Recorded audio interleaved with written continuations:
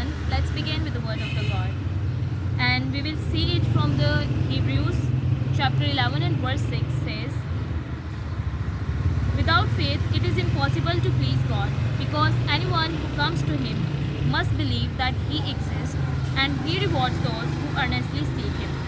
Now notice that how strong this statement is. It says that no matter how good you are, how generous you are, how kind you are, without faith you cannot please God. Because faith is the foundation of our relationship with the God.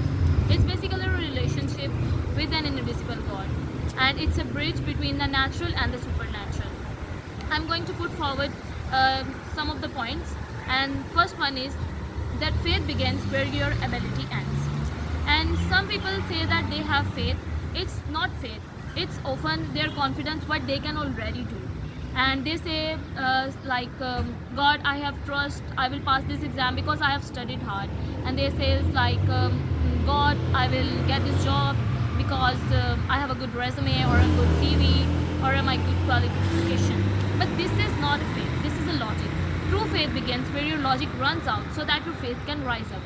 We will see it from the example of the Bible, and there is an example of the Abraham at nearly the age of the 100 years, and the wife far beyond the childbearing age, and everything looked like it's over. But he didn't look at his limitation, he looked at the God promises.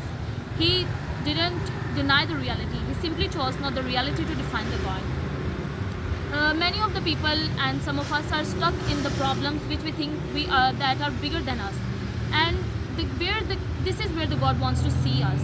He wants to see us that if we have faith in him or not, because the true faith begins where your ability and your strength runs out so your faith can rise up.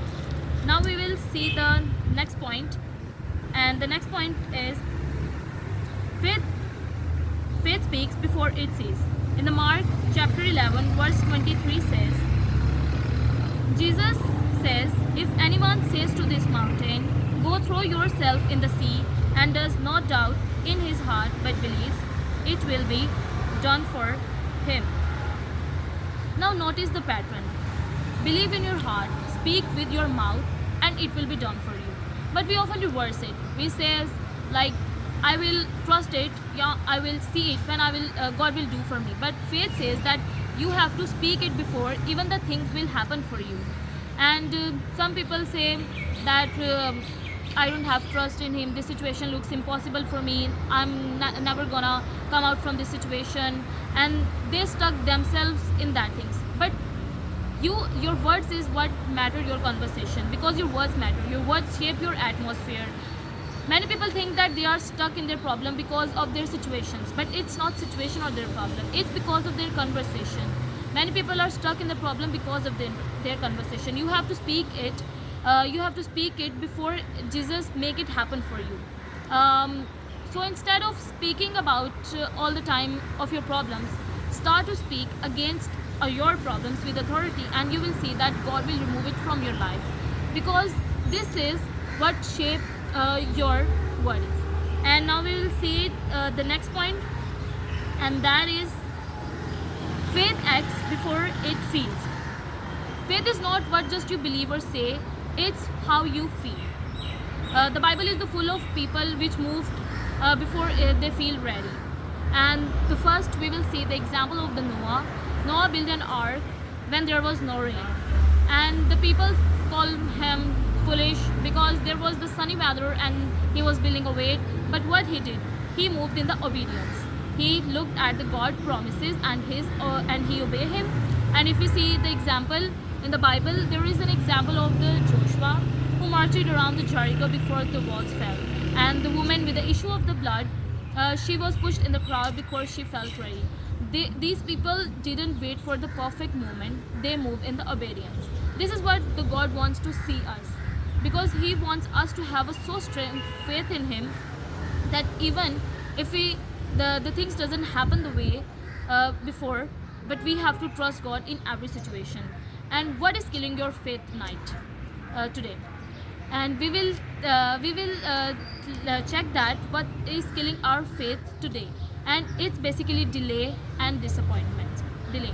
Sometimes we are praying so hard, worshipping, and we are trusting God, and things are not gonna happen for us.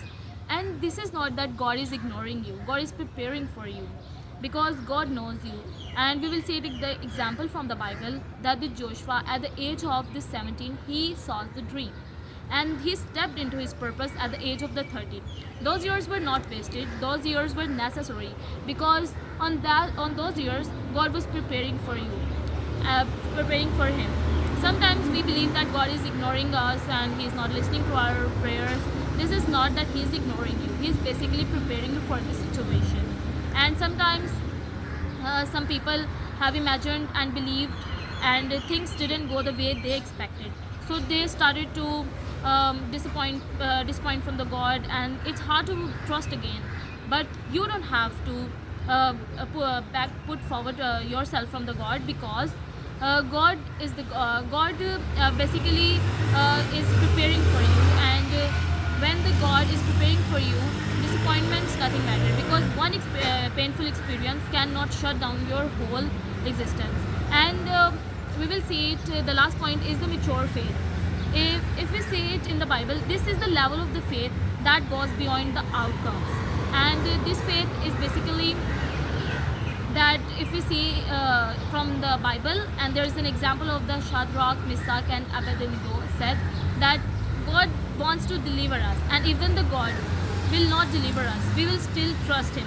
They trust him because they says that even if we trust God for the miracle, but even if it doesn't happen the way we imagined, we will still trust God in no matter what. This is the faith not based on any trust. This is the faith based on the relationship. So now we should have to trust God and build our faith in him based on the relationship. That's what the whole point of this sermon. Now let us pray, and I will pray for all of you which are suffering from disappointments and delay for their faith. Now close our eyes and I will pray. Heavenly Father, we give you thanks for this beautiful morning. Heavenly Father, for all the people who have gathered here from this video, Heavenly Father, I pray for them. Heavenly Father, you clear their doubts and their disappointments, and Heavenly Father, give us your power and your courage. Heavenly Father, we are very sorry for the time we didn't believe in you, and Heavenly Father, we rely on our own strength and own ability. And Heavenly Father, I forgive. Heavenly Father, you forgive that all the people, Heavenly Father, and me. Heavenly Father, help us to trust you again and to act boldly. Heavenly Father, help us to, Heavenly Father, enlighten a faith in us, Heavenly Father, so that we may trust you in every situation, no matter how big our problem is. I ask this prayer in Jesus Christ's name. Amen. God bless you all.